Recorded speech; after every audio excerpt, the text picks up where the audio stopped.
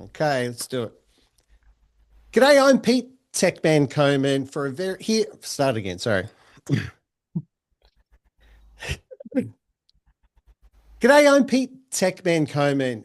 We're here today for a very special episode of the Tech Effect, where we're taking you on the road to ISE. And to help me on that journey is the great bearded man himself, Mark the Bearded Tech Scan. How are we doing, Mark? Thanks, Pete. I'm loving your edification. It's good to see you. And it's the road to ISE. It's lots and lots of fun. There's lots going on. Yeah, can't wait to get our hands dirty and get over there and see some cool tech. Hey, Absolutely. mate. We've got a very special guest on today. Going to say, speaking of cool tech, Speaking of cool tech, yeah. the guy himself's not necessarily cool tech, but who he represents is cool. I'm sure he's cool by the end of it. We're going well so far. Adrian Britton, head of tech sales for APAC for AI Media. Adrian, how are you, mate? I'm good. I'm good. Yeah, thanks for the colourful intro. Yeah. Mark, good to see you, Pete. You too. Oh, we are just warming up. There's no doubt about it. Adrian, AI media. Pete and I have been exposed to it for probably 12 or 18 months now. It's such a cool. Sorry, I won't say it's cool. It's such a cool piece of technology. It's a whole gamut of technology. Walk us through just to recap for those playing along at home. Who is AI media, and what is the product set that that you've got in the market at the moment? Yeah, cool. So the company's actually been around for a long time in general scheme of things. So around about 2002, the company was formed through basically a need to create better accessibility for a key APAC-based customer. So that grew, and some technology was made over the next few years, which helped to grow across basically lots and lots and lots of commercial broadcasters started picking it up, to a point where within maybe the early 20s, so to 2020, the company acquired a US organization called EEG, which is the basic building block of hardware encoders present in the majority of broadcasters across the US and the world. So a combination of the AI based technology for captioning, the AI media was at that point forming and evolving and maturing, and the hardware platforms that were ubiquitous within all of the broadcasters of, well, the majority of the broadcasters of the Western world together formed this very, very tight platform that allowed effectively an ecosystem of content acquisition, cost effective captioning, either through human captioning at that stage or AI captioning as it evolved to, and delivery into the same workflow. So yeah, basically it became an evolutionary point where the turnkey solution for the broadcasters became very, very popular across the globe. Yeah, right. And I, And I believe that, so I know that I've spoken to a number of organizations over here in the US, in New York, who've actually been dealing with your product for quite some time, Mm. quite some years on the captioning side, in the broadcast kind of space. When did that kind of all evolve? Like in the US, was that part of that acquisition where of the company that you did here? Or they were the ones that were already doing that, and then you were applying your technology on top of that?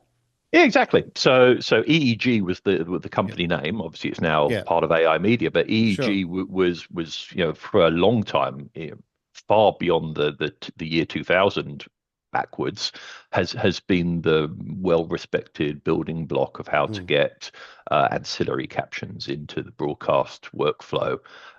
So yeah, these boxes have been present across, most organizations, most broadcasters for many decades, and are well mhm, trusted and well loved by the industry. And as you say, the amalgamation of AI media's AI enhancement, where previously it was people delivering the services, AI enhancement, take us to a point where we are today, plus a few more evolutionary steps. mhm. and so when we were talking 12 months ago, mate, it was there was a lot of focus around this human in the loop or not having to have the human in the loop, and that's where the real strength of AI media was shining through. Now and that's really my understanding. That was really about captions, but and an evolution into translation as well. So we're now moving into this product called Lexi Voice, or you've had this for about 6 to 12 months, and it's really starting to hit its straps. Now, tell us about Lexi Voice and sort of where it plays. Yeah, so let's start with human in the loop because human in the loop is still very important. So we don't necessarily need to use the humans to do the captioning anymore because effectively the AI is at a scientifically measured level of par. Well, in fact, some would argue above par with the human captioning. Yeah. But we still have human in the loop from a pre-training point of view. So we call that topic modeling, where you're picking out key context that is associated with the event, the broadcast, the speaker, the location, such that the AI is tuned towards certain vocabulary more than it would be tuned to maybe the generic pronunciation of those words. So the human is there to build out the topic library, the topic model, and that helps reinforce the accuracy. And it's all about accuracy. So human accuracy, AI accuracy, pretty much line ball, especially when you start layering the multiple topic model, the multiple language models that we use, and also the topic modeling that I mentioned. Now, on the subject of voice, so yes, the company originally was well known with captions, the items that live across the bottom of the screen, either brought up by the remote control or through the web interface or however else you engage your captions, or whether it's burnt in. Those captions evolved into a translated caption. So they would automatically be moved into one of 100 plus languages in text. The third iteration of that is, as you mentioned, this Lexi Voice. Now, Lexi Voice has been around for probably about 12 months, 6 to 12 months, and is now really starting to get its maturity and starting to get good customer adoption. What Lexi Voice does is it respeaks in a human-sounding vocabulary what the captions are seeing. And this is all happening in real time. So this is all happening inside the live workflow. This is all still integrated into the boxes, and the boxes are still integrated into the the SDI and the 2110 and other major broadcast workflows. But the voice is now speaking it. So it's now a new audio channel that is being provided out to the audience, or being provided into the workflow for mixing into the audience. So you and I could equally be speaking in Japanese, or switch that across to German, or switch that across to Spanish. Again, 100 plus languages in many different voices and intonations that in real time we can switch our voices through just by using the voice product. So you've really been catering for the people that may have been hard of hearing, like in the past with the text, and now you're turning around and you're catering for the people who have,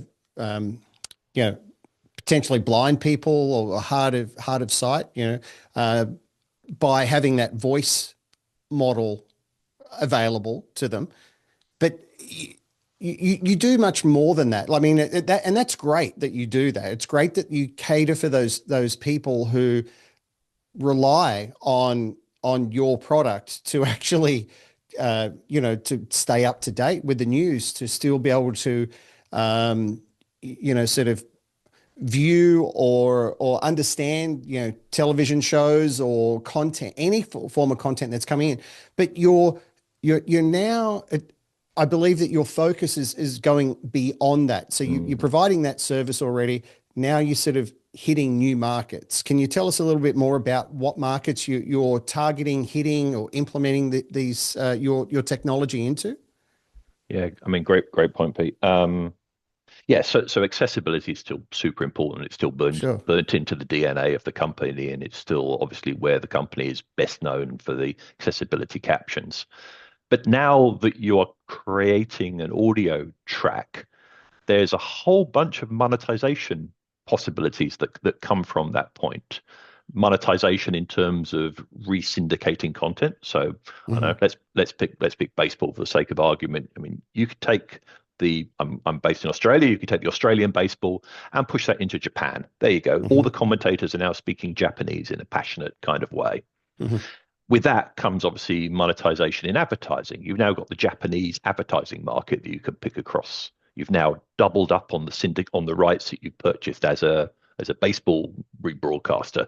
So all of this allows you to basically remonetize the content that you've already invested in, changing the language. It allows you to re-advertise. You're now in new markets, in new geographies, so you've now got a new advertising base. But it also allows you to bring in sub-presenters who are maybe speaking a different language. So imagine you're doing an interview. Imagine the three of us are doing an interview, but I only speak Japanese. You don't speak Japanese. But with product Lexi Voice, my voice would be changed from Japanese back into English so it could communicate with you. So we So could it's almost have a fluent interview between yeah, in multiple different languages. yeah. Or you could be speaking French and you could be speaking Japanese and I could be speaking Italian and the audience is hearing us in Swedish. I mean, it really has this permutation that allows for Wow. new models where we're effectively breaking down the language barrier. So language becomes transparent when you're using this technology, and you're able to pull together a show now that has content that is being traditionally out of reach for your audience, right? What about accents? Like, It's actually strangely good at accents. We've got a whole bunch of people with incredibly strong. How do I phrase this? Accents that aren't traditionally aligned to the word to the descriptor. So like the English with a Scottish heavy strong swing, yeah, that would be enough that you're as a listener going, I think I'm half following it. But the AI is actually really good at following along and not being swayed by strong accents. It we do events. We do events left, right, and center where we're using our we have like a little display box. The little display box works really easily. You just get your camera feed, put it in the display box, shrinks down the screen by 75% and puts the captions at the bottom. Super plug and play, transparent, easy to do. But you'll throw that into an event where the person presenting, you're like, I don't really understand what that guy's saying or that lady's saying. And you're reading the caption, it's going, that's what they're saying. Because it also picks up the context. It's not yeah. just word by word by word. It's context and evolution and that topic model thing I mentioned before. So accent, surprisingly good. Surprisingly good. Handles very good Australian classic. I won't say the wording's probably the classic Australian. We'll call it, Pete. We'll call it that. Yeah. Yeah. Slang. Aussie slang. Right. Yeah. Well, that's super super cool. You guys are going to be at ISE, Adrian. We are, yeah, we're ISE. I've written down my booth number here. So we're Hall 4L700. I think that's the way you phrase it. 4L700. Yeah. Yeah. Going to town. So I've got another question for you, Adrian. You mentioned accuracy before. I believe that AI media now exceeds humans as far as accuracy goes. Is that true? And if so, what number are we, like what? How is that measured? Is it as a percentage, and what's that number?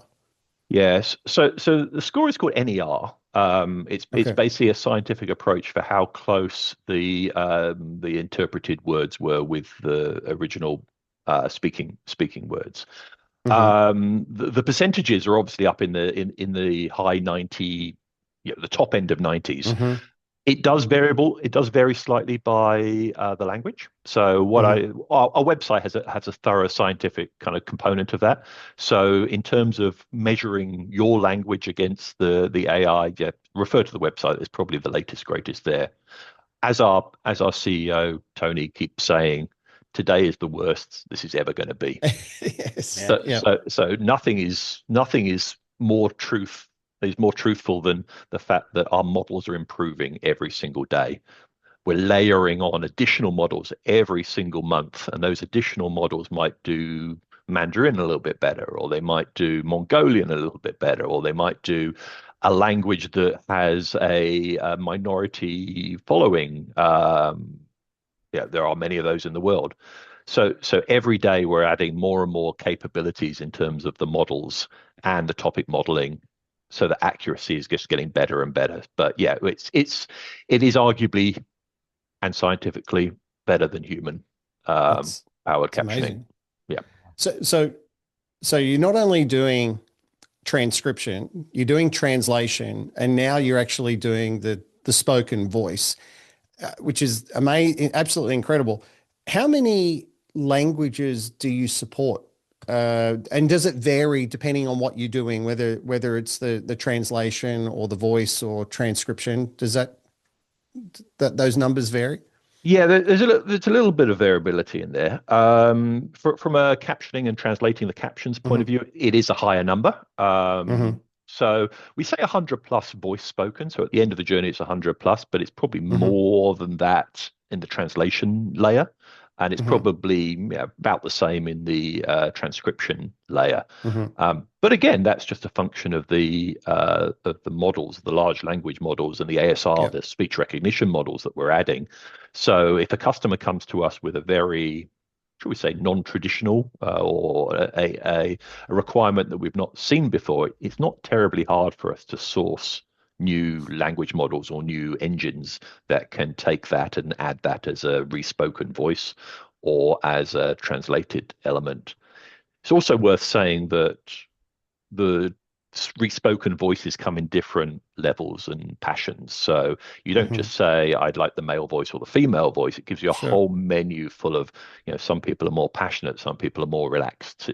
We Hmm. partner with an organization called 11 Labs as one of our outbound engines for doing respeaking and the just the choice of different types of respoken voice to fit into your type of production is immense. So yeah, lots of different voices, lots of different languages, more languages in the translated element than possibly in the respoken element. And Awesome. is all this happening on-prem, or are you using the cloud to actually do all this? And if so, what sort of latency are we talking about? Yeah, great question. So we have two modes of operation, and it's very dependent on the customer's workflow. Hmm. So we have a hardware encoder, and that's Hmm. the EEG set that I mentioned before. So, for example, our encoder Pro, which is with the encoder Pro, that is an on-prem device. It requires most of the time an internet connection, although we do Hmm. have options to run locally on a second server if internet connections are not available. If the customer is running a SMPTE ST2110 or an SRT, which are typically network-based broadcast mechanisms, Hmm. we have our product which is called the Alta, and the Alta is a software image that can be deployed either in a virtual machine or a Amazon image or an Oracle image or on a purpose-built appliance that we ship with the unit if need be. So Hmm. both of those can exist depending on the customer workflow. In terms of latency, the captions at the bottom, so that initial layer is almost instantaneous. So Hmm. let's call it a second or 2 seconds to be very generous there. The translation layer will typically add another 2 or 3 seconds, and that's simply because a sentence needs to be passed because sometimes Hmm. words misarrange. Context as well, and grammar and all that. Yeah. Yep.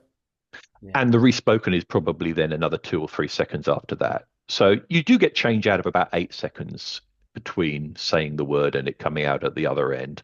But both of our encoders, both the hardware encoder and the software encoder, if the customer wishes, can delay the video, slow the video down a little bit so that it does now co-align with the point where either the voice is available or the captions are available or whatever you need. So Sync up. lots of flexibilities to sync back up indeed. Yeah, clever, clever. Uh, That's awesome, mate. Gents, we have to wrap up. Super, super excited to see you guys, Adrian, at ISE. Hall 4 L700. I think that's what it is, isn't it? Yeah. And you That's guys it. will be going to town again. We can't wait to get over there and see this again in practice, Pete. It's only a few days away, coming fast. So, Adrian from AI Media, thank you so much for joining us, and we look forward to seeing you next week at ISE. Thanks, guys. Bye for now. Thanks. Appreciate it. See ya. Cool.